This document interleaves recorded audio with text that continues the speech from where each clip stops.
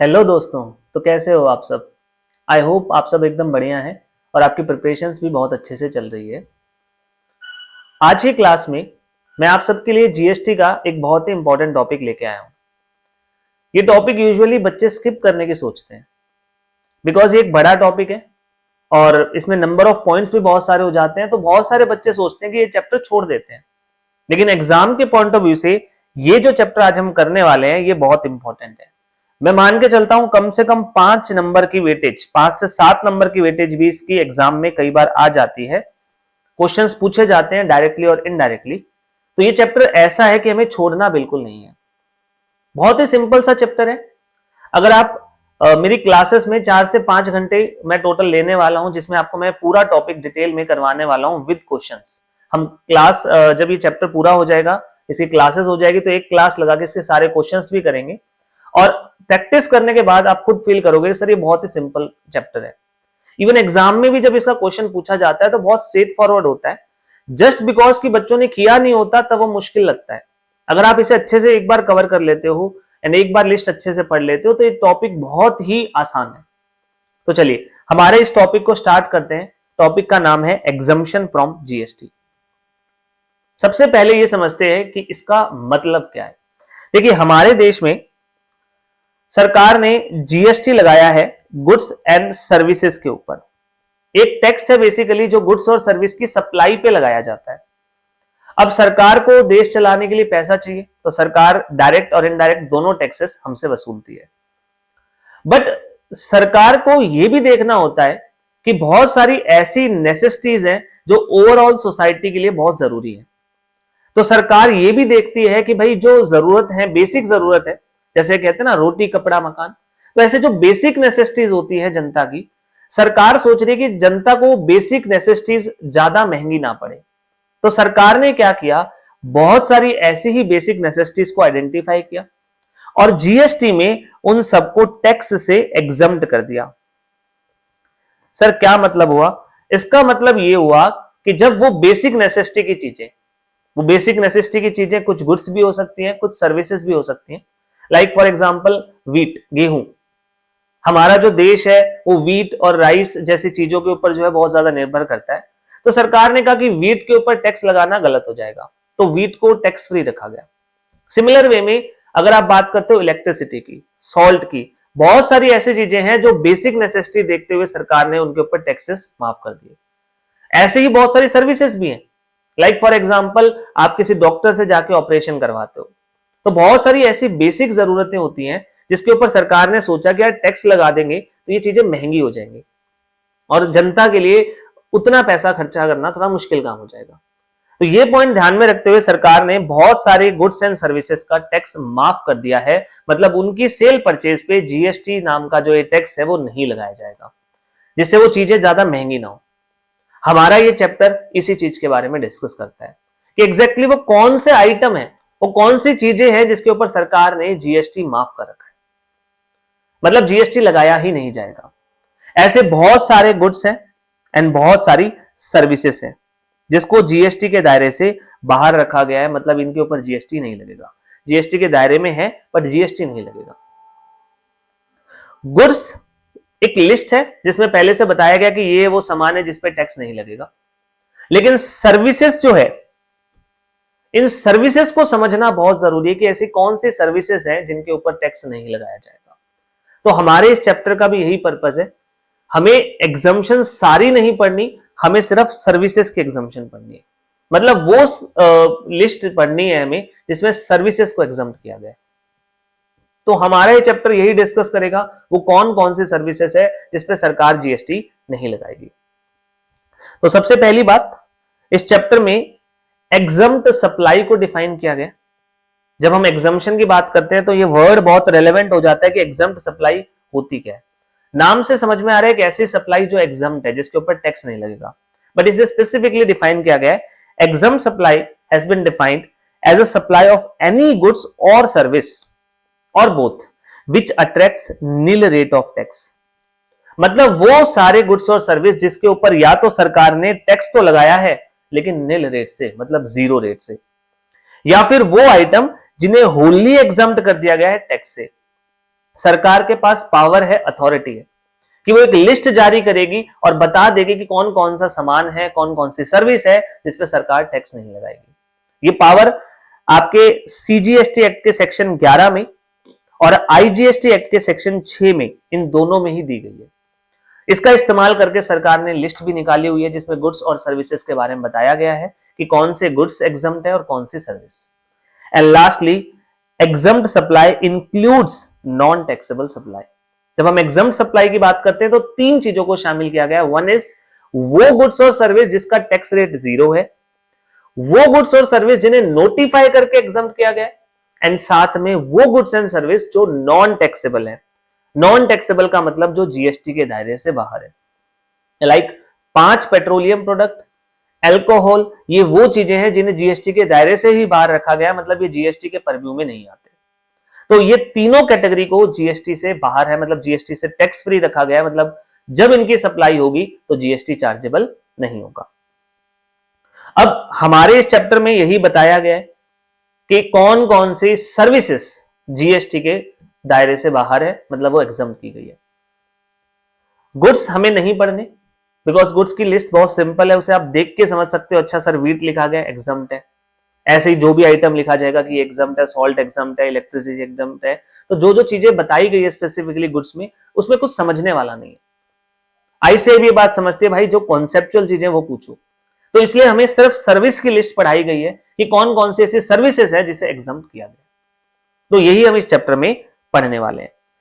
Services को exempt करने के लिए गवर्नमेंट ने एक नोटिफिकेशन निकाला था, नोटिफिकेशन नंबर 12/2017, नोटिफिकेशन नंबर 12/2017, और ये निकाला गया था 28 जून 2017 को, जीएसटी आने से पहले। ऑब्वियस है, अगर आप किसी चीज को टैक्स फ्री करना चाहते हो तो जीएसटी आने से पहले ही उसे नोटिफाई कर दिया गया कि भाई ये सर्विसेज है जिसे हम टैक्स के दायरे से बाहर रख रहे हैं, मतलब इन पे टैक्सेस नहीं लगाया जाएगा। तो ये लिस्ट ऑलरेडी 28/6/2017 को आई थी। टाइम टू टाइम अपडेट भी हुआ है, कुछ सर्विसेज को टैक्सेबल बनाया गया है, कुछ सर्विसेज जो पहले टैक्सेबल होती थी उन्हें एग्जम्प्ट किया गया। इस लिस्ट में मॉडिफिकेशंस हुए, बट एनी हाउ हमें ये लिस्ट पढ़नी है, हमें आइटम्स पढ़ने हैं, वो सर्विसेज पढ़नी है जिसपे टैक्सेस नहीं है। अब सबसे इंपॉर्टेंट बात इस चैप्टर को पढ़ते समय जो आपको ध्यान रखनी है, जब भी हम किसी सप्लाई की ट्रांजेक्शन की बात करते हैं, सप्लाई आप सरल भाषा में इसे सेल समझ सकते हो। जैसे कोई भी व्यक्ति किसी को कोई गुड्स बेचता है तो हमेशा 2 पार्टी होती है। वन इज सप्लायर, जिसे हम सरल भाषा में सेलर कहते हैं, and other one is recipient. तो हमेशा कोई भी ट्रांजेक्शन होता है सप्लाई का तो देयर आर 2 पार्टीज, एक सप्लायर होता है और एक रेसिपिएंट होता है। और जिस चीज की सप्लाई की जाती है वो कोई गुड्स भी हो सकता है या कोई सर्विस भी हो सकती है। तो मैं आपसे कहूंगा कि सप्लाई की इस डेफिनेशन में या सप्लाई के इस ट्रांजेक्शन में 3 रेलेवेंट कंपोनेंट्स हैं। वन, सप्लायर, माल बेचने वाला, सेकंड, रेसिपिएंट, माल लेने वाला, और थर्ड, गुड्स एंड सर्विसेज, जिन्हें बेचा जा रहा है, जिन्हें सप्लाई किया जा रहा है। अब ये जो एग्जम्पशन का हमारा ये चैप्टर हम पढ़ने वाले हैं, इसमें सरकार ने एग्जम्पशन कैसे दिए, ध्यान से सुनना, मेरी बात बहुत इंपॉर्टेंट है। इस चैप्टर का ये सार है, आप मान सकते हो। इस चैप्टर को पढ़ना कैसे है पहले वो समझना जरूरी है। चैप्टर करने से पहले मैं आपको ये समझा रहा हूं कि इसे पढ़ना कैसे है, बिकॉज बच्चों के लिए सबसे बड़ी सिरदर्दी ही होती है, उन्हें पता नहीं है चैप्टर पढ़ना कैसे है। तो मैं आज आपको एक इंपॉर्टेंट पॉइंट बताने वाला हूं, और इस एंगल को अगर आप समझ गए तो इस चैप्टर में आपको दिक्कतें नहीं आएंगी। तो ये समझिए, ट्रांजैक्शन में 3 रेलेवेंट कंपोनेंट है, एक बेचने वाला, एक खरीदने वाला, और एक वो चीज जो बेची या खरीदी जा रही है। अब जब हम एग्जम्पशन की बात करेंगे तो सरकार ने एग्जम्पशन दी कैसे। कई एग्जम्पशन सरकार ने जो इस लिस्ट में नोटिफाई की है वो इस बेसिस पे है कि उसका सप्लायर एक स्पेसिफाइड पर्सन है। मतलब सर वो एग्जम्पशन सिर्फ इसलिए हो गई क्योंकि उसे बेचने वाला व्यक्ति, उस सर्विस को देने वाला व्यक्ति एक स्पेसिफाइड पर्सन था। तो यहां पे सप्लायर एंड पे आपको ध्यान देना है। बहुत सारी ऐसी एग्जम्पशन की एंट्री आएंगी जहां पे एग्जम्पशन इसलिए मिली बिकॉज उसे रिसीव करने वाला व्यक्ति कोई स्पेसिफाइड व्यक्ति था जिसके ऊपर सरकार बर्डन नहीं डालना चाहती थी टैक्स का। तो इसलिए सरकार ने बोला कि ये एग्जम्प्ट है ट्रांजेक्शन, पूरे ट्रांजेक्शन को एग्जम्प्ट कर दिया जा रहा है किसी एक कंपोनेंट की वजह से। तो कभी सप्लायर यानी बेचने वाला ऐसे व्यक्ति था जिसकी शक्ल को देख के सरकार को हो गया भाई इससे टैक्स नहीं वसूला जाना, तो इसको माफ करते हैं। कभी कभी रेसिपिएंट की शक्ल देख के सरकार को तरस आ गया कि यार छोड़ देते हैं टैक्स। और कभी कभी इन गुड्स और सर्विस का नेचर ऐसा होता है जिसपे सरकार टैक्स नहीं लगाना चाहती। ये वो गुड्स एंड सर्विस है जो सरकार को लगता है कि बहुत बेसिक जरूरत है, इसके ऊपर टैक्स लगा दिया तो गलत हो जाएगा सामाजिक तौर पर।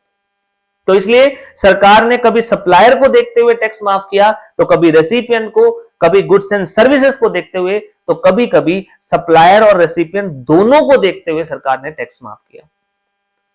सर अब इससे हमें क्या सीखना है, क्या समझना है? तो देखिए जितनी भी एंट्री मैं आपको समझाने वाला हूं, आपका मेन फोकस 3 चीजों पे रहना चाहिए। हमेशा सारी एंट्रियों में 3 चीजों पे फोकस रखना, आपको इस चैप्टर में कहीं भी दिक्कत नहीं आएगी। सर कौन कौन सी 3 चीजें? नंबर 1, सप्लायर कौन है। जब भी मैं आपको एग्जामिनेशन एंट्री पढ़ाऊंगा तो इस चीज पे बहुत गौर से ध्यान देना कि सप्लायर कौन है। नंबर 2, आपको इस बात पे ध्यान देना है कि रेसिपिएंट कौन है। और नंबर 3, आपको इस बात पे ध्यान देना है कि सर गुड्स एंड सर्विस क्या है। अच्छा गुड्स तो हमारे लिए होगा ही नहीं क्योंकि हम सिर्फ सर्विस की लिस्ट पढ़ने वाले हैं, तो आपको सिर्फ ये फोकस करना है कि नेचर ऑफ सर्विस क्या है। तो 3 चीजों के ऊपर ध्यान देना। नंबर 1, सप्लायर कौन है, सर्विस देने वाला। नंबर 2, रेसिपिएंट कौन है। और नंबर 3, नेचर ऑफ सर्विस क्या है। अगर आपने इतना ध्यान दे लिया, मैं गारंटी लेता हूं इस चैप्टर में 1% भी आपकी गलती होने के चांस नहीं बचेंगे, सारे क्वेश्चन ठीक होंगे आपके। जब मैं चैप्टर पूरा करवा दूंगा आप खुद कॉन्फिडेंट फील करोगे कि सर ये चैप्टर बहुत आसान था, हम ऐसे ही डर रहे थे। क्वेश्चन भी करेंगे बहुत सारे प्रैक्टिस और अच्छे से करके जाएंगे एग्जाम में। इसमें हमें 1 मार्क्स भी नहीं गंवाना है, पूरे नंबर लेने हैं, चाहे 5 नंबर का है, चाहे 7 का, चाहे 10 का। तो चलिए अब हमारा रेलेवेंट टॉपिक स्टार्ट करते हैं सबसे पहली एंट्री के साथ। इसमें हम जो एग्जम्पशंस पढ़ेंगे, तो यहां पे जितनी भी एग्जम्पशंस है उन्हें हेड बाय हेड बांटा गया, कैटेगराइज किया गया। तो हम सबसे पहली कैटेगरी पढ़ रहे हैं एग्जम्प्ट सर्विसेज में चैरिटेबल और रिलीजियस एक्टिविटी। सरकार ने इस पर्टिकुलर जो हम कॉन्सेप्ट पढ़ने वाले हैं, इस पर्टिकुलर हेडिंग जिसमें हम पढ़ने वाले हैं, इसमें बहुत सारी चैरिटेबल और रिलीजियस सर्विसेज को, एक्टिविटीज को एग्जम्प्ट किया गया। मतलब देखिए 2 चीजें हैं यहां पे। पहले आप मीनिंग को समझिएगा, याद अपने आप हो जाएगा। मेरे साथ कॉन्सेप्ट बिल्ड करने पे फोकस कीजिए। पहले हमें रटना नहीं है, हमें लॉजिक को समझना है सरकार के, कि सरकार ने आखिर ऐसा क्यों किया। अगर आप लॉजिक समझ गए तो आपको आराम से चीजें याद भी रहेंगी और आप ज्यादा बेटर वे में अटेम्प्ट भी कर पाओगे। तो ध्यान से समझिएगा, चैरिटेबल और रिलीजियस एक्टिविटी 2 चीजें हैं। एक चैरिटेबल है, मतलब वो चीजें जो सामाजिक तौर पर जरूरत की थी, और दूसरा है रिलीजियस, मतलब धार्मिक। तो अब हम जो एंट्री पढ़ने वाले हैं, हम जो हेडिंग पढ़ रहे हैं, उसमें इन्हीं सामाजिक और धार्मिक गतिविधियों, एक्टिविटीज को जो है वो टैक्स फ्री किया गया। बट एग्जैक्टली किसे? आज के टाइम पे बहुत सारे लोग हैं जो चैरिटी के नाम पे कमर्शियलाइज काम कर रहे हैं, मतलब वो अपना पैसा बना रहे हैं। और आज अगर आप किसी से भी जाके बात करोगे ना, आज मैं इवन अगर एक शराब बेचने वाले से भी जाके बात करोगे तो भाई आधा घंटा बैठ जाना उसके साथ, आधा घंटे में वो आपको जस्टिफाई कर देगा कि हम तो बहुत सामाजिक काम कर रहे हैं, भलाई का काम कर रहे हैं लोगों की। तो हर कोई ये मानता है कि वो सामाजिक कार्य कर रहा है। तो सरकार के लिए दिक्कत थी कि अगर हमने ये बोल दिया कि जो सामाजिक कार्य कर रहा है उसके ऊपर जीएसटी नहीं लगाएंगे तो हर कोई उस लाइन में खड़ा हो जाएगा और जीएसटी माफ करवा लेगा। तो सरकार ने इस चीज को ये इंश्योर करने के लिए कि सही व्यक्ति को ही एग्जम्पशन मिले, सरकार ने डिफाइन किया व्हाट इज चैरिटेबल एक्टिविटी। तो इसका मतलब जो चैरिटेबल एक्टिविटी सरकार ने नोटिफाई की है, सरकार ने बताई है, सिर्फ उनका ही जीएसटी माफ किया जाएगा। उसके अलावा भाई तुम कितनी भी भलाई का काम कर लेना, अगर वो इस डेफिनेशन, इस परिभाषा में नहीं है तो सरकार उसे भलाई का काम नहीं मानेगी। तो इसलिए हमारे लिए समझना जरूरी है कि what is charitable activity as per the government. सरकार किसे चैरिटेबल एक्टिविटी मानती है? आप हर चीज को चैरिटेबल बोल सकते हो, लेकिन अगर आपको एग्जम्पशन चाहिए तो आपको इस डेफिनेशन के अंदर आना पड़ेगा। और इस डेफिनेशन के 4 मेजर कंपोनेंट है। जब मैं चैरिटेबल एक्टिविटी की डेफिनेशन की बात करता हूं तो 4 मेजर कंपोनेंट है। नंबर 1, पहला कंपोनेंट है public health. First point is public health. पहले ब्रॉड कैटेगरीज के ऊपर फोकस कीजिएगा। पहला है पब्लिक हेल्थ, यानी हेल्थ से related activities. Number 2, advancement of spirituality, religion and yoga. अच्छा, ये जो पीडीएफ फाइल है मैंने डिस्क्रिप्शन में मेरे टेलीग्राम चैनल का लिंक दे दिया है, आप वहां से इसको डाउनलोड कर सकते हो और इसको जो है अच्छे से पढ़ सकते हो। मैं सिर्फ आपसे इतनी सी रिक्वेस्ट कर रहा हूं, मैं जो रेगुलर बेसिस पे पढ़ाऊंगा आपको वो बस पढ़ना है डेली। आपको एक बार अच्छे से रीडिंग करनी है, क्लास में जो मैं करवा रहा हूं उसे क्लास के बाद भी एक बार रीडिंग करनी है। मैं आपको मेक श्योर करता हूं कि 4 से 5 घंटे का टाइम देने के बाद आपका चैप्टर अच्छे से हो जाएगा। तो मैं आपको बता रहा था चैरिटेबल एक्टिविटी नंबर 1, आपकी पब्लिक हेल्थ जो एक्टिविटीज होती है पब्लिक हेल्थ की वो कवर की गई है। Number 2, advancement of spirituality and religion and yoga. Yoga को, धार्मिक चीजों को, गतिविधियों को या स्पिरिचुअलिटी यानी अध्यात्म को अगर आप बढ़ावा देते हो तो ऐसी एक्टिविटी भी चैरिटेबल है। Number 1 public health, number 2 spirituality, religion and yoga, number 3 skill development and education program. अभी इन कैटेगरी को समझेंगे वन बाय वन, अभी मैं सिर्फ ब्रॉड कैटेगरी बता रहा हूं। Number 3 was skill development and education and number 4 है environment protection and preservation. 4 base broad category बनाई गई है। Number 1 public health, number 2 advancement of spirituality, religion and yoga, number 3 education and skill development and number 4 preservation और conservation of environment. तो इन 4 category में अगर आपकी कोई एक्टिविटी आ रही है तो ही वो चैरिटेबल है, अगर आप इनके बियॉन्ड जाओगे तो वो चैरिटेबल नहीं। जैसे फॉर एग्जांपल, क्या यहां पे मैंने पॉवर्टी एलिवेशन का नाम लिया, गरीबी दूर करने के लिए कोई काम कर रहे हो? नहीं सर, मैंने पब्लिक हेल्थ बोला, मैंने स्पिरिचुअलिटी, योगा, रिलीजन बोला, मैंने एजुकेशन स्किल डेवलपमेंट बोला, या मैंने पर्यावरण संरक्षण एनवायरमेंट प्रोटेक्शन बोला? क्या मैंने पॉवर्टी एलिवेशन का बोला? क्या मैंने हंगर को खत्म करने के लिए, जो भूखमरी है उसको खत्म करने के लिए कुछ किया जा रहा है, क्या उसका बोला? क्या मैंने गरीबों के लिए घर बनाने की बात की? मैंने ऐसा कुछ नहीं बोला। इसका मतलब ये चीजें चैरिटेबल नहीं है। सर ये तो सामाजिक कार्य होते हैं, लेकिन सरकार कहती है जीएसटी के दायरे से इसे चैरिटेबल नहीं माना जाएगा। हमने जो बोला है सिर्फ वो चैरिटेबल है। तो आई होप आपको समझ में आया कि 4 ब्रॉड कैटेगरी। अब इनके अंदर भी क्या लिखा गया वन बाय वन देखते हैं। सबसे पहले पब्लिक हेल्थ। पब्लिक हेल्थ में बोला गया है केयर और काउंसलिंग। ब्रॉड कैटेगरी के अंदर क्या लिखा है वो देखते हैं, केयर और काउंसलिंग। ध्यान से समझो, केयर है, काउंसलिंग है, ट्रीटमेंट नहीं है। आप किसी की देखभाल कर रहे हो या किसी की काउंसलिंग कर रहे हो, मतलब उसके साथ बात कर रहे हो। जैसे कई लोग ट्रॉमा में होते हैं या कोई नशे के आदी होते हैं, तो कई बार वो काउंसलिंग करवाते हैं। काउंसलिंग करवाने का मतलब है आप कोई दवाई नहीं दे रहे हो, आप सिर्फ उनसे बातें कर रहे हो, उनको समझा रहे हो, उनका एंगल समझ के उनको जो है वो चीजें ठीक कर रहे हो, मेंटली उनको ठीक करने की कोशिश कर रहे हो बातों के थ्रू। That is counselling. तो यहां केयर की बात की गई है, काउंसलिंग की बात की गई है, ट्रीटमेंट की बात नहीं की गई। तो नोट्स के ऊपर आप इस टाइप से ट्रीटमेंट लिख के इसको हल्का सा कट कर लेना, ताकि आपको ध्यान रहे कि treatment is not covered here. तो सर इसका मतलब अगर कोई ट्रीटमेंट कर रहा है तो उसे यहां एग्जम्पशन नहीं मिलेगी, आगे जाके आएगी।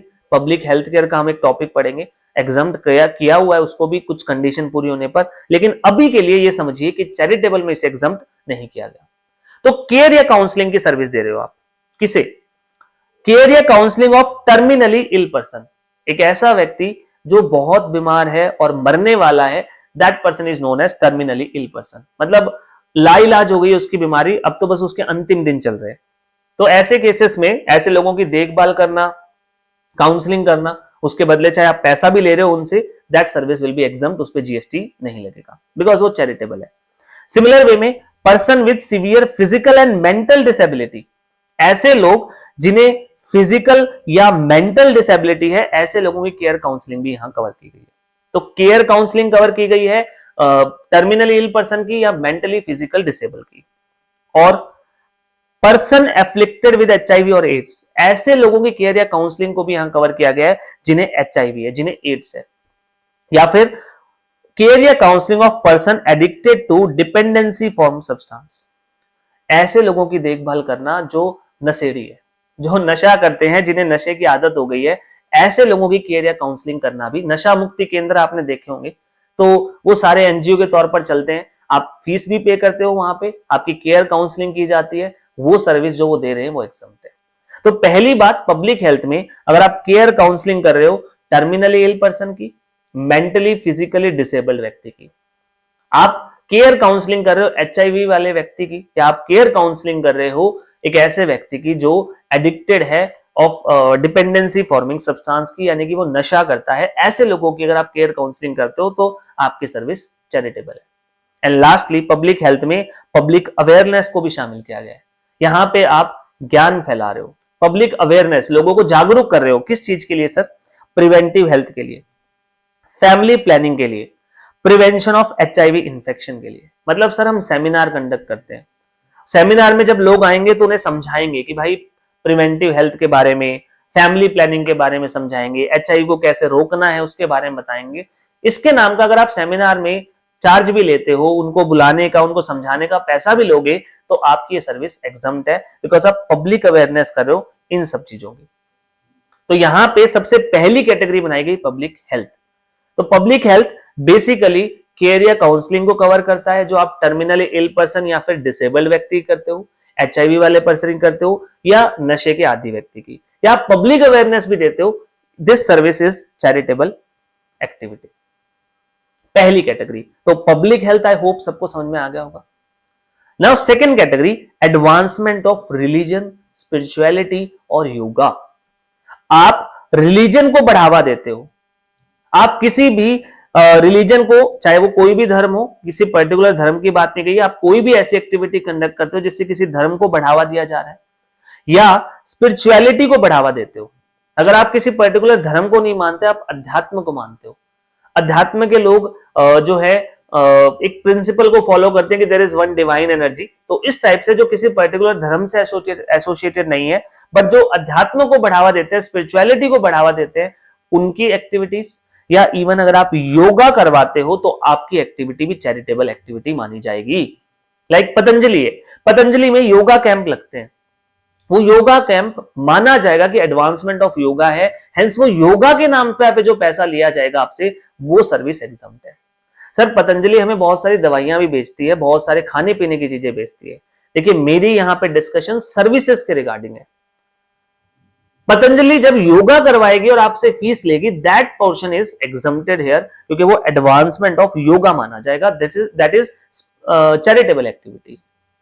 तो पहली कैटेगरी थी public health. Number 2, advancement of religion, spirituality और योगा। धर्म, अध्यात्म और योगा को बढ़ावा देने वाली सारी एक्टिविटी चैरिटेबल है। थर्ड, एजुकेशन और स्किल डेवलपमेंट प्रोग्राम। सरकार का पर्पस है लोगों को एजुकेट करना, उनके अंदर जरूरी स्किल्स आए ताकि वो अपना रोजगार चला सके। लेकिन यहां पे ध्यान रखना, अगर ये बोल दिया जाता कि एजुकेशन को बढ़ावा देना, तो इंडिया में जो इतने बड़े बड़े एजुकेशनल इंस्टीट्यूशन है, प्राइवेटली जो चल रहे हैं, जो लाखों करोड़ों रुपए कमा रहे हैं, वो सारे आ जाते लाइन में, सर हम भी तो एजुकेशन को ही बढ़ावा दे रहे हैं, हमारी एक्टिविटी बच्चों की भलाई के लिए, तो सर हमें भी एग्जम्पशन दे दीजिए। But this is not the reality. Education आज कमर्शियलाइज हो चुकी है। मैं किसी के ऊपर भी आरोप नहीं लगा रहा, इल्जाम नहीं लगा रहा, but most of the time जो काम कर रहे हैं वो पैसा कमाने के लिए कर रहे हैं। तो गवर्नमेंट ने भी इसे प्रॉपरली डिफाइन किया, बोला भाई सारी चीजें नहीं है, ध्यान से सुनो हमारी बात। एडवांसमेंट ऑफ एजुकेशनल प्रोग्राम और स्किल डेवलपमेंट रिलेटिंग टू, किन के लिए चला रहे हो आप ये प्रोग्राम? अबेंडन्ड, ऑर्फन और होमलेस चिल्ड्रन, ऐसे बच्चे जिन्हें छोड़ दिया गया है, जो अनाथ हैं या जो बेघर हैं। अबेंडन जिन्हें छोड़ दिया गया है, ऑर्फन मतलब जो अनाथ है, और होमलेस जिनका घर नहीं है, बेघर बच्चे। इनके लिए अगर आप एजुकेशनल प्रोग्राम चलाते हो, स्किल डेवलपमेंट प्रोग्राम चलाते हो, देन आप चैरिटेबल एक्टिविटी कर रहे हो। सिमिलर वे में अगर आप फिजिकली या मेंटली अब्यूज्ड, जिनके साथ फिजिकल अब्यूज हुआ है, जिनके साथ मेंटली टॉर्चर किया गया है, या जो ट्रॉमा में पर्सन है, उनको अगर आप एजुकेट करते हो या स्किल डेवलपमेंट करवा रहे हो, अगेन आपकी एक्टिविटी चैरिटेबल है। आप प्रिजनर को सिखा रहे हो, प्रिजनर को सिखा रहे हो, एजुकेशन दे रहे हो, स्किल डेवलपमेंट। सर प्रिजनर्स के पास हमारे से ज्यादा स्किल्स होती हैं। देखिए आप यहां पे उन्हें स्किल्स दे रहे हो ताकि वो अपना रोजगार चला सके, जब वो जेल से बाहर आएंगे तो वो कम से कम एक अच्छी लाइफ जी सके। तो अगेन आपकी एक्टिविटी चैरिटेबल है। एंड लास्टली आप पढ़ा रहे हो, किन्हें पढ़ा रहे हो? सर ऐसे लोग जो 65 साल से ज्यादा के हैं। आप बुजुर्गों को पढ़ा रहे हो, और कौन से बुजुर्गों को? Residing in rural area. Sir ये क्या बात हुई? मतलब अगर हम शहरों के बुजुर्ग लोगों को पढ़ाएं तो हमारी एक्टिविटी चैरिटेबल नहीं है, और अगर हम गांवों के बुजुर्गों को पढ़ाते हैं तो चैरिटेबल है। यस, ये ऐसा ही है। अगर आप रूरल एरिया में 65 साल से ऊपर के लोगों को पढ़ाते हो, then your activity is charitable. तो स्किल डेवलपमेंट या एजुकेशन में कवर किसे किया गया है? सर, गरीब अनाथ बच्चों को, होमलेस बच्चों को, जो बेघर है उनके लिए कवर किया गया है। इसमें हमने ट्रॉमेटाइज लोगों के लिए कवर किया है, हमने प्रिजनर्स के लिए कवर किया है और बुजुर्गों के लिए कवर किया है। इसके अलावा अगर आप किसी को पढ़ाते हो तो फिर आपकी एक्टिविटी चैरिटेबल नहीं है। इन्हीं को अगर पढ़ाया जा रहा है तो ही चैरिटेबल है। And lastly, preservation of environment.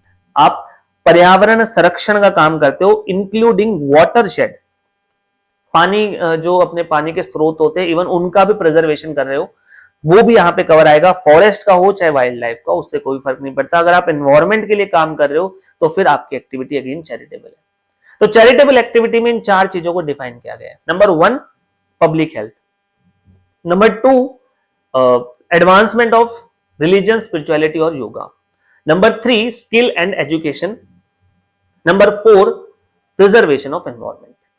अगर आपकी एक्टिविटी इनमें कवर होती है तो ही चैरिटेबल है, अदरवाइज आपकी एक्टिविटी चैरिटेबल नहीं मानी जाएगी। तो सर, जो चैरिटेबल एक्टिविटी करता है, क्या उस सभी को लोगों को एग्जम्पशन मिल जाएगी? अब देखिए, सरकार ने ये तो बोल दिया क्या चैरिटेबल एक्टिविटी है। अब मान लीजिए मैं हूं, मैंने देखा कि अनाथ बच्चों को पढ़ाने से सरकार एग्जम्पशन देती है। मुझे मेरा कोचिंग सेंटर चलाना था, मैंने क्या किया, आगे 10 बच्चे बिल्कुल फटे पुराने कपड़ों में बैठा दिए ताकि कोई चेकिंग वाला है तो लगे कि इन अनाथ बच्चों को पढ़ाया जा रहा है, और पीछे 2 कमरों में पूरी क्लास भरी हुई है जिसमें अच्छे बच्चे बैठे हैं, सीए के, सबसे अच्छी खासी फीस ली गई है, जिन्हें अच्छे खासे फीस के बदले में पढ़ा रहा हूं। क्या आपको लगता है मैं चैरिटेबल एक्टिविटी कर रहा हूं? सबका आंसर होगा नहीं सर, आप चैरिटेबल एक्टिविटी नहीं कर रहे, आप दिखावा कर रहे हो। एग्जैक्ट पॉइंट सरकार के माइंड में भी था। सरकार ने सोचा यार ऐसे तो हर कोई दिखावा करके बैठ जाएगा, तो इसके लिए उन्होंने क्या तरीका निकाला। हमारा इनकम टैक्स एक्ट भी चैरिटेबल इंस्टीट्यूशन को कुछ एग्जम्पशंस देता है। इनकम टैक्स एक्ट में भी कुछ छूट दी गई है जो चैरिटेबल इंस्टीट्यूशंस को दी जाती है चैरिटेबल एक्टिविटी करने पर। अब इनकम टैक्स एक्ट में अगर आपको वो छूट चाहिए, आपको वो बेनिफिट्स चाहिए, तो आपको पहले रजिस्ट्रेशन लेना पड़ता है अंडर सेक्शन 12AA और 12AB of income tax act. मतलब सर, अगर आपको इनकम टैक्स माफ करवाना है तो इनकम टैक्स अथॉरिटीज के पास एक स्पेशल रजिस्ट्रेशन लेना होता है। जीएसटी वालों ने बोला ये बढ़िया है। जब जीएसटी वालों ने देखा कि इनकम टैक्स वाले सब कुछ चेक करके ही वो रजिस्ट्रेशन अलॉट करते हैं, मतलब उन्होंने देख लिया कि कोई भाई फर्जी व्यक्ति नहीं है, जेन्युइनली वो चैरिटेबल एक्टिविटीज कर रहा है, तो इन जीएसटी वालों ने इस प्रोविजन का फायदा उठाया। जीएसटी वालों ने बोला हमारे इस कॉन्सेप्ट में आपको एग्जम्पशन तभी मिलेगी अगर आपके पास इनकम टैक्स का सेक्शन 12AA या AB का रजिस्ट्रेशन सर्टिफिकेट है। मतलब सर, जीएसटी में अगर आपको एग्जम्पशन चाहिए, जीएसटी में अगर आपको छूट चाहिए, तो इनकम टैक्स के सेक्शन 12AA या AB में आप चैरिटेबल इंस्टीट्यूशन के तौर पर रजिस्टर्ड हो। जीएसटी वालों ने बोला जब इनकम टैक्स हमारे भाई हैं, उन्होंने जब चेक कर लिया है डिटेल में, तो हमें फिर से चेक करने की जरूरत नहीं है। अब ये जो झूठ बोल के एग्जम्पशन लेने वाले हैं वो अपने आप फिल्टर आउट हो चुके होंगे। यही बात हमारी सबसे पहली एंट्री में कही गई है, गौर से देखिए क्या है। पहली entry, services by entity registered under section 12AA और AB of the income tax act by way of charitable activity. Services by, देने वाला कौन है? देखिए मैंने कहा था 3 चीजों पे ध्यान देना है, who is provider, who is recipient and nature of service. सबसे पहले हु इज प्रोवाइडर, देने वाला है सर एक ऐसी एंटिटी जो सेक्शन 12AA या AB में रजिस्टर्ड है। कौन से सेक्शन 12AA AB? जीएसटी में नहीं है ये है इनकम टैक्स एक्ट 1961 के 2 सेक्शंस, जहां पे आपको रजिस्ट्रेशन लेना होता है in order to claim certain exemption under income tax, और उसी के बेसिस पे जीएसटी वाले भी आपको छूट दे रहे हैं। तो सर्विस देने वाली ये संस्थाएं हैं, और सर्विस क्या है सर? सर्विसेज है चैरिटेबल एक्टिविटी। और सर लेने वाला कोई भी हो सकता है, यहां पे ये नहीं बताया गया कि लेने वाला कौन होगा। Receiver could be anyone. तो provider should be an entity registered under 12AA और AB, and nature of service should be charitable activity. अब चैरिटेबल एक्टिविटी क्या है, हम ब्रॉडली पूरा अच्छे से उसको डिस्कस करके आए। आई होप आपको ये वाला पॉइंट समझ में आया होगा। अगर आपको जीएसटी में एग्जम्पशन चाहिए तो आपके पास इनकम टैक्स एक्ट के सेक्शन 12AA और AB का रजिस्ट्रेशन होना चाहिए। अब इसमें कुछ चीजें जो जरूरी हैं जो आपको ध्यान रखनी है, ये बहुत इंपॉर्टेंट पॉइंट है एग्जाम पॉइंट ऑफ व्यू से। नंबर 1, सिर्फ स्पेसिफाइड सर्विस एग्जाम की गई है। भाई हम पढ़ के आए हैं वही एक्टिविटी चैरिटेबल है और सिर्फ चैरिटेबल एक्टिविटी ही एग्जाम है। उसके अलावा जितनी भी एक्टिविटी है जो वहां पे हमने नहीं पढ़ी वो सारी टैक्सेबल है। सर एक चैरिटेबल इंस्टीट्यूशन है, 12AA में रजिस्टर्ड है, वो क्या करता है, गरीब बच्चों को पढ़ाता है और उनका एनुअल फंक्शन करता है तो बहुत सारे स्पॉन्सर्स बुला लेता है। अब गरीब बच्चों को पढ़ाता है, जो बेरोजगार है, जो अनाथ है, आपकी ये सर्विस एग्जाम। लेकिन जब आपने स्पॉन्सरशिप सर्विस दे दी किसी को, क्या हमने स्पॉन्सरशिप को चैरिटेबल एक्टिविटी बोला? The answer is no. आपने एडवर्टाइजमेंट सर्विस दी किसी को, क्या हमने उसको चैरिटेबल बोला? The answer is no. तो सर इसका मतलब वो एग्जम्प्ट रहेंगी, सॉरी टैक्सेबल होंगी, एग्जम्प्ट नहीं होंगी। Other services like advertisement service, sponsorship service और इवन अगर आप कोई इवेंट करवा रहे हो जिसमें एंट्री पे टिकट लगा दो, तो ये चीजों को हम एग्जम्प्ट नहीं करेंगे, बिकॉज अभी हम पढ़ के आए हैं व्हाट इज चैरिटेबल। ऑब्वियस सा आंसर, सिंपल सी बात, जो हमने पढ़ा है उसके अलावा सब कुछ टैक्सेबल है। बहुत सिंपल सा पॉइंट सर, 4 चीजें चैरिटेबल थी, public health, advancement of religion, spirituality, yoga, skill development and education and environment protection. इन चारों के अलावा सब कुछ टैक्सेबल है। तो यहां पे एक और एग्जांपल है इसका, सॉरी, तो यहां पे हमारा एक और एग्जांपल है, arrangement of meditation camp. Meditation camp आपकी स्पिरिचुअलिटी का पार्ट होता है, मेडिटेशन करवाना ये स्पिरिचुअलिटी का पार्ट है, अध्यात्म का पार्ट है, इसे भी एग्जम्प्ट किया गया है। मेडिटेशन कैंप्स लगाए जाते हैं, जैसे एक गुरु हैं श्री श्री 1008 रविशंकर जी, शायद आपने नाम भी सुना होगा, वो मेडिटेशन कैंप जो है ऑर्गेनाइज करते हैं। तो मेडिटेशन कैंप अगर ऑर्गेनाइज करने वाले उनकी जो संस्था है वो 12AA या AB में रजिस्टर्ड है, तो वो मेडिटेशन कैंप के नाम की फीसेस भी अगर कलेक्ट करेंगे लोगों से तो वो सर्विस एग्जम्प्ट मानी जाएगी, बिकॉज वो चैरिटेबल है। सिमिलर वे में जब मैंने पतंजलि का एग्जांपल दिया, अब पतंजलि वाले क्या करते हैं, आपकी जब बुकिंग करेंगे, आपने 10 दिन का एक पैकेज ले लिया जिसमें आपको डेली योगा भी करवाई जाएगी, उस 10 दिन के पैकेज में आपको रहने का भी स्थान दिया जाएगा, आपको खाना भी दिया जाएगा, लेकिन वो डाइट होगी as per that yoga routine. आपको खिचड़ी दलिया या ऐसे हल्के भोजन दिए जाएंगे जो आपकी रूटीन के लिए जरूरी है। तो ये होता है बेसिकली रेसिडेंशियल प्रोग्राम और कैंप ऑफ योगा। उसके नाम में आप जितनी भी फीस लोगे, सर उस फीस में तो योगा के साथ साथ रहने खाने का भी खर्चा था ना, यस, तो भी वो पूरा एग्जम्प्ट है, because it is a composite supply. Main क्या है, क्या आपको रहना था इसलिए पतंजलि गए, या आपको खाना था इसलिए पतंजलि गए? नहीं सर, हमें तो योगा करनी थी, तो ये योगा से एंसिलरी है, योगा से ही रिलेटेड है। This will be a composite supply और टोटली एग्जम्प्ट हो जाएगा सारा का सारा। तो रेसिडेंशियल प्रोग्राम और camp where fees charge include cost of lodging and boarding shall be exempt if primary purpose is advancement of yoga। Main purpose yoga है। अगर आप किसी होटल में रुके और होटल वाले क्या करते हैं, अपने गेस्ट के लिए सुबह सुबह आधे घंटे की योगा भी ऑर्गेनाइज करवा देते हैं। आप 3 दिन 4 दिन के लिए स्टे के लिए गए हो तो उन्होंने योगा ऑर्गेनाइज करवा दिया आधे घंटे की। आप मुझे सोच के बताओ, क्या उनका मेन पर्पज योगा था? अगर ऐसी एग्जम्पशन मिलती तो सारे रिजॉर्ट वाले कहते हैं सर हमारे यहाँ 15 मिनट योगा होती है, एग्जम्पशन मिल जाएगी। नहीं, मेन पर्पस को समझिए क्या है। आप होटल में रुकने गए हो ना कि योगा करने गए हो, सुबह आधा घंटा करवा दी तो क्या सर योगा पर्पस हो गया? नहीं, तो एग्जम्पशन नहीं मिलेगी। चलो, अब हमने योगा को एग्जम्प्ट किया है, एरोबिक्स, जुम्बा, डांस, इन सबको एग्जम्प्ट नहीं किया गया। यहां पे आगे होंगे जहां पे तब पढ़ेंगे, बट यहां पे इसमें कवर नहीं है, क्योंकि याद कीजिए चैरिटेबल में हमने क्या पढ़ा। लास्ट पॉइंट हमने पढ़ा है services provided by charitable institution. Services provided to charitable entities are taxable unless exempted otherwise. हमारे जो चैरिटेबल इंस्टीट्यूशन है वो गरीब बच्चों को, अनाथ बच्चों को पढ़ाता है, उनकी ये सर्विस एग्जम्प्ट है।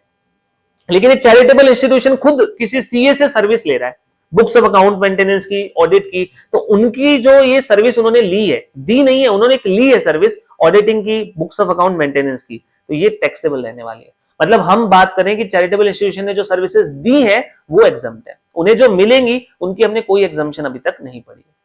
ठीक है, तो ये हमारी पहली एंट्री थी जो बहुत इंपॉर्टेंट है, अच्छे से समझना जरूरी है। आई होप आपको ये पॉइंट समझ में आए होंगे। नेक्स्ट, अब एंट्री नंबर 30। अब ये मत सोचना 1 के बाद सीधा 13 कैसे आ गया, बिकॉज हम एक पैकेज पढ़ रहे हैं अभी चैरिटेबल और रिलीजियस एक्टिविटी का। तो उसमें हमारी नेक्स्ट एंट्री है entry number 13, service by a person by way of, क्या सर्विस दे रहा है sir, conduct of religious ceremony. Religious ceremony conduct करवा रहा है, मतलब कोई पंडित है, कोई पादरी है, कोई फादर है, कोई प्रीस्ट है, किसी भी धर्म के अकॉर्डिंग आपकी रिलीजियस सेरेमनी करवाने वाला पंडित, पादरी, फादर दक्षिणा जो लेगा आपसे, जो फीस लेगा, दैट सर्विस इज एग्जम्प्ट। मतलब जैसे हमारे यहाँ पे होता है कि कोई शादी विवाह का प्रोग्राम है, बच्चे का मुंडन है, तो पंडित जी आते हैं, वो मंत्र पढ़ते हैं और बदले में दक्षिणा उन्हें दी जाती है। तो उनकी जो सर्विस है वो एग्जम्प्ट है totally, no matter how much amount they charge, कितना भी अमाउंट ले ले उनकी वो सर्विस एग्जम्प्ट है। सर हमारे यहाँ पे यज्ञ हुआ था, उसमें वो पंडित जी ने 51,000 की दक्षिणा ली, एग्जम्प्ट है। सर हमारे यहाँ 1100 ही ली, एग्जम्प्ट है। 2100 ली, एग्जम्प्ट है। अमाउंट से कोई फर्क नहीं पड़ता, टोटली एग्जम्प्ट है अगर आप रिलीजियस सेरेमनी कंडक्ट करवाते हो। ये बहुत बड़े बड़े जो गुरु हैं, कोई भागवत का पाठ करवाता है तो उनकी किसी की 5 लाख की फीस है, 10 लाख की फीस है, टोटली एग्जम्प्ट है, बिकॉज एक्चुअल में वो रिलीजियस सेरेमनी करवा रहे हैं, तो उनकी ये सर्विसेज एग्जम्प्ट हो। सिमिलर वे में एक और बहुत इंपॉर्टेंट एग्जम्पशन यहां पे दी गई। आपने मंदिर में गए होगे, बड़े मंदिर में, तो 2-3 चीजें देखी होगी, पर ध्यान से सुनना मेरी बात और फिर इस एंट्री को आप समझ जाओगे। मंदिर में जाके आपने किसी पंडित जी से यज्ञ करवा लिया, 2100 रुपए दे दिए, that service is exempt, religious ceremony. But अब हम बात करते हैं, इस मंदिर से बाहर आइए, एंट्री पॉइंट पे आपने देखा बहुत सारी दुकानें हैं, वो दुकानें मंदिर की होती है, लेकिन मंदिर ने इंडिविजुअल लोगों को किराए पे दे रखी होती है कि तुम यहाँ पे प्रसाद बेच सकते हो, बड़ा मंदिर है तो खिलौने भी बच्चे के बिकते हैं वहां पे। अब थोड़ा सा मंदिर के अंदर आइए, मंदिर के अंदर आपको एक बड़ा सा प्रांगण, एक बहुत बड़ा हॉल दिखेगा, वहां हॉल पे भजन कीर्तन होते रहते हैं, लेकिन कभी कभी कुछ लोगों की शादी विवाह के फंक्शंस वगैरह भी वहां पे हो जाते हैं, जिसके लिए मंदिर किराए पे, ये हॉल किराए पे दे देते हैं। थोड़ा और अंदर आइए तो आपको मंदिर के अंदर एक धर्मशाला दिखेगी, जहां पे कमरे किराए पे लिए जा सकते हैं। तो अब ध्यान से सोचिए, मंदिर ने दुकानें किराए पे दी, मंदिर ने हॉल किराए पे दिया, मंदिर ने रूम्स किराए पे दिए, ये सर्विस भी रिलीजियस सेरेमनी या रिलीजियस एक्टिविटी का ही पार्ट माना गया और इन्हें एग्जम्प्ट कर दिया गया। तो क्या कहा गया एंट्री 13 के पॉइंट 2 में, renting of precinct of religious place. Religious place धार्मिक जगह है कोई, उसका प्रिसिंक्ट, उससे सटा हुआ एरिया, मतलब मंदिर है, मंदिर के साथ लगा हुआ होना चाहिए। ऐसा नहीं कि मंदिर यहां है, उससे 10 किलोमीटर दूर एक धर्मशाला बना दी और सर एग्जम्पशन दे दो, ऐसा नहीं होगा। मंदिर से सटा हुआ होना चाहिए प्रिसिंक्ट। और एक और खास बात, ये मंदिर ऐसा होना चाहिए कि जो जनरल पब्लिक के लिए, अगर ये किसी जाति विशेष या व्यक्ति विशेष के लिए बनाया गया है तो एग्जम्पशन नहीं देगी सरकार। ये जनरल पब्लिक का मंदिर होना चाहिए, जनरल पब्लिक का रिलीजियस प्लेस होना चाहिए। तो ऐसे केसेस में आप किसी भी मंदिर के या किसी भी आपके रिलीजियस प्लेस के प्रिसिंक्ट को किराए पे देते हो तो आपको एग्जम्पशन मिलेगी, प्रोवाइडेड अगेन जो एंटिटी से चला रही है वो या तो 12AA या 12AB में रजिस्टर हो, जैसा कि पहले बताया।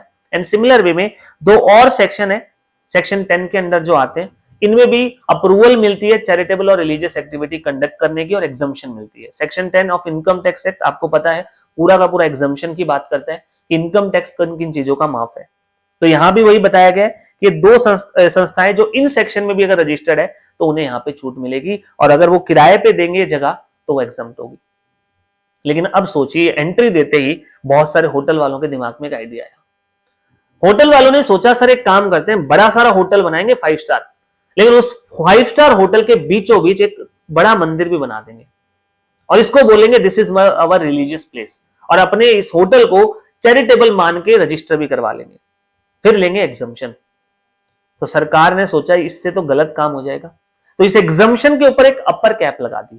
क्या कैप लगाई कि सर आपने 3 चीजों की बात की थी, कमरे, हॉल और दुकान, तो सर आपको छूट इसलिए दी जा रही है बिकॉज आप चैरिटेबल या रिलीजियस काम करोगे। लेकिन अगर आपका किराया बहुत हाई है, इसका मतलब आप कमर्शियलाइजेशन पे चले गए हो, फिर एग्जम्पशन नहीं मिलेगी। तो सर वो बहुत आएगी, क्या लिमिट बनाई, कहा गया कि अगर आपका रूम का रेंट, अगर आप धर्मशाला में किराए पे कमरे लेते हो और रूम रेंट चार्ज किया गया है 1000 रुपीज और मोर पर डे, तो एग्जम्पशन नहीं मिलेगी। क्योंकि सर अगर आप 1000 से ज्यादा का पर डे का रेंट ले रहे हो तो आप तो होटल हुए ना, धर्मशाला के चार्ज होते हैं 200, 300, 400 रुपए। अगर आप 1000 या उससे ज्यादा ले रहे हो दैट मीन्स आप कमर्शियलाइज हो चुके हो, आपको एग्जम्पशन नहीं देंगे। सिमिलर वे में आप दुकानें किराए पे देते हो और आप 10,000 रुपए या उससे ज्यादा का महीने का रेंट लेते हो, आपको हॉल किराए पे दिया गया और आप 10,000 रुपए पर डे या उससे ज्यादा किराया देते हो, तो ऐसे केसेस में आपको एग्जम्पशन नहीं दी जाएगी। तो ये वो केसेस है जहां पे आपकी एग्जम्पशन डिनाई हो जाएगी। तो रिलीजियस सेरेमनी कंडक्ट करवाने वाले व्यक्ति की सर्विस एग्जम्प्ट है विदाउट एनी लिमिट। लेकिन अगर आप अपने रिलीजियस प्लेस का जो प्रेसिडेंट है वो किराए पे देते हो तो भी एग्जम्पशन मिलेगी, आप 12AA या AB में रजिस्टर होने चाहिए, लेकिन साथ ही साथ आपका रेंट इस लिमिट के अंदर होना चाहिए। तो सर हम समझ गए, मंदिर जाएंगे, मंदिर में किसी पंडित जी से हमने कोई यज्ञ करवा लिया, सर्विस एग्जम्प्ट है।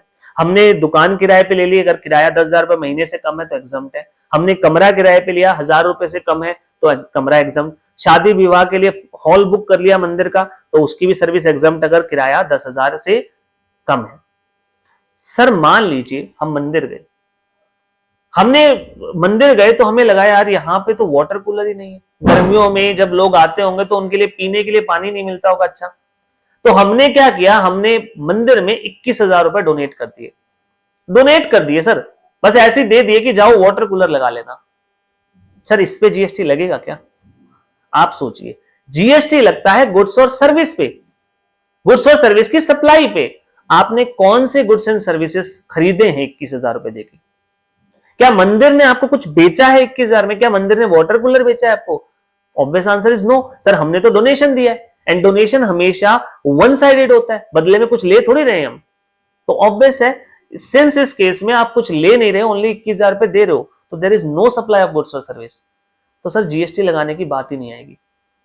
लेकिन अगर, ध्यान से सुनना मेरी बात, अगर आपने 21,000 रुपए दिए और पंडित जी से कहा कि ये लो जी और जाके वाटर कूलर लगा देना और उस वाटर कूलर के ऊपर बड़े बड़े अक्षरों में लिखवाना donated bye ABCD limited which specializes in XYZ chemicals, you can meet them at their office address this।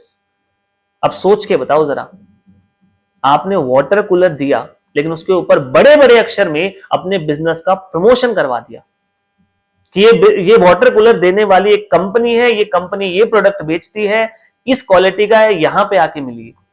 तो इसका मतलब आपका इंटेंशन वाटर कूलर देना नहीं था, आप अपने ही बिजनेस की प्रमोशन करना चाहते हो। इस पॉइंट पे जो आपके चैरिटेबल इंस्टीट्यूशन है उसने आपको एडवर्टीजमेंट सर्विस दी थी।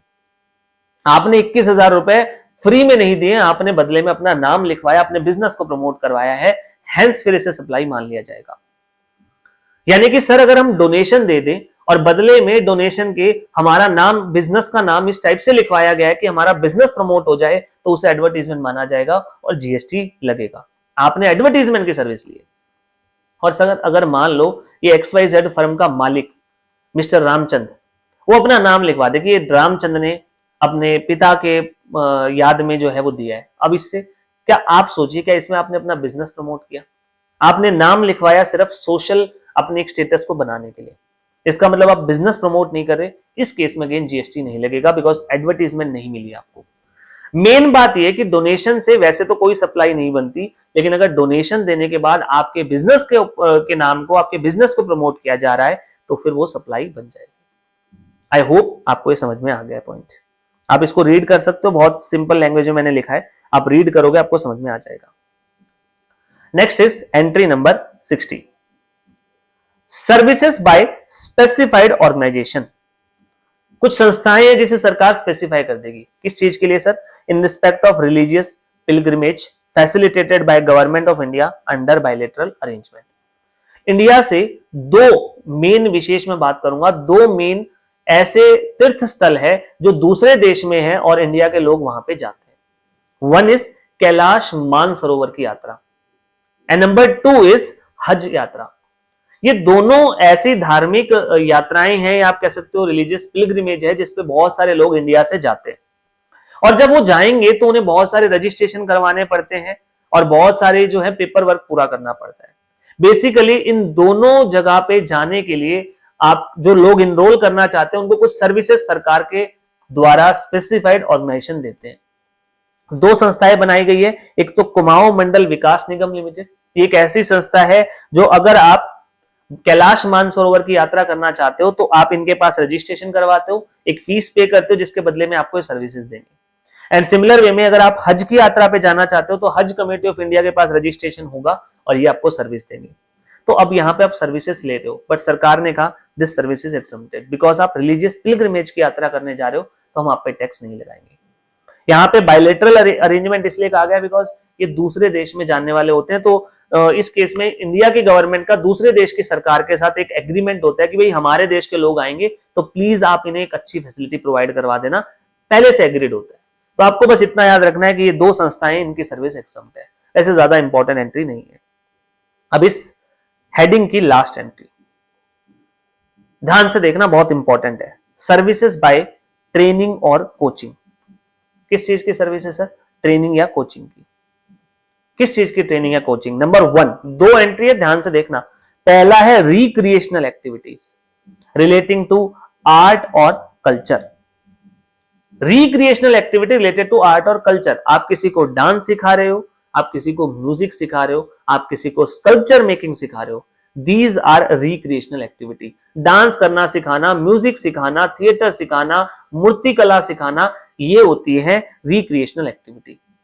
अगर आप ये सिखा रहे हो और सिखाने वाला है इंडिविजुअल, तो supplier should be an individual. Nature of service, sir training और कोचिंग दे रहे हैं रिक्रिएशनल एक्टिविटीज की, रेसिपिएंट कोई भी हो, आपकी सर्विस एक्सम्प्ट है। एक मिस्टर ए है, उन्होंने अपने घर पे पेंटिंग क्लासेस खोल रखी है, बच्चों को पेंटिंग करना सिखाते हैं, उनकी सर्विस एक्सम्प्ट है।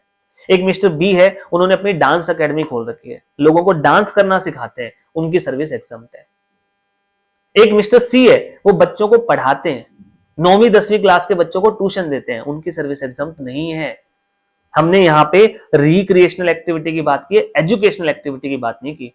बोला सर हमने पढ़ा था ना, वो एजुकेशनल एक्टिविटी सिर्फ चैरिटेबल इंस्टीट्यूशन के लिए था, पहली बात, जो 12AA या 12AB में रजिस्टर्ड है। एंड नंबर 2, वो भी अनाथ गरीब लोगों के लिए था, अनाथ बच्चों के लिए था, प्रिजनर्स के लिए था। तो कंफ्यूज मत होइए, यहां पे हम बात करें इंडिविजुअल की। जो इंडिविजुअल ये आर्ट और कल्चर की ट्रेनिंग कोचिंग देते हैं, उनकी सर्विस एक्सम्प्ट। एंड सिमिलर वे में ट्रेनिंग कोचिंग दी जा रही है, किस चीज की सर? स्पोर्ट्स की।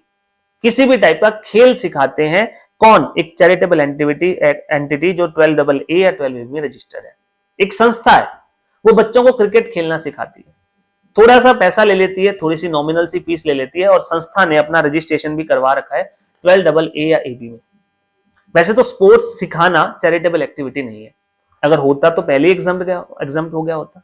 तभी इसके लिए एक अलग से एंट्री बनाई गई कि अगर एक चैरिटेबल इंस्टीट्यूशन स्पोर्ट्स के रिगार्डिंग ट्रेनिंग दे रहा है, कोचिंग दे रहा है, तो उनकी वो सर्विस एग्जम्प्ट है, provided charitable institution should be registered under 12AA और AB। ये तो कॉमन पॉइंट है। अगर आप चैरिटेबल बोल रहे हो खुद को तो सबूत लाओ। सबूत है इनकम टैक्स के सेक्शन 12AA या AB में आपका रजिस्ट्रेशन का होना। तो ध्यान से देखिए, अगर इंडिविजुअल ये चीजें सिखाता है तो एग्जम्प्ट है, और चैरिटेबल इंस्टीट्यूशन ये सर्विसेज देता है तो एग्जम्प्ट है। सर युवराज सिंह के फादर है योगराज सिंह जी, वो क्रिकेट खेलना सिखाते हैं।